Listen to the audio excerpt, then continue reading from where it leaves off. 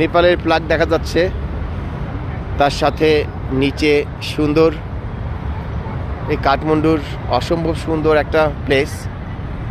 চারপাশ দিয়ে এই দিঘির চারপাশ দিয়ে হাঁটার এরকম সুন্দর জায়গা এবং একটা মন্দির মাঝখানে। তো ওই মন্দিরে সবাই যেতে পারে না, কারণ এই যে মাঝখান দিয়ে একটা রাস্তা আছে, এই রাস্তাটা ওই রাস্তাটা বন্ধ করা আছে। আর এই পুকুরের চারপাশ দিয়ে পানি, ঠিক মাঝখানে মন্দির।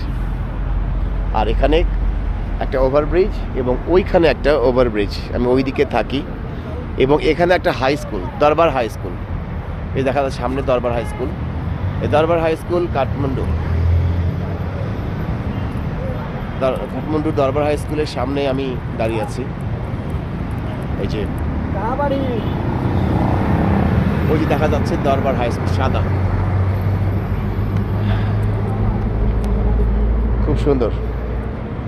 তো আমার আজকে 4র্থ দিন থাইল্যান্ডে, সরি ভুল হয়ে গেল, থাইল্যান্ডে না, নেপালে। আসলে থাইল্যান্ডে যাবো তো ওই জন্য মনে হচ্ছে বারবার থাইল্যান্ড।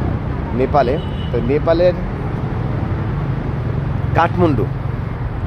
কাঠমান্ডু ঘুরে সম্পূর্ণ দেখতে আসলে 1 সপ্তাহ তাও ফিল করা যায়।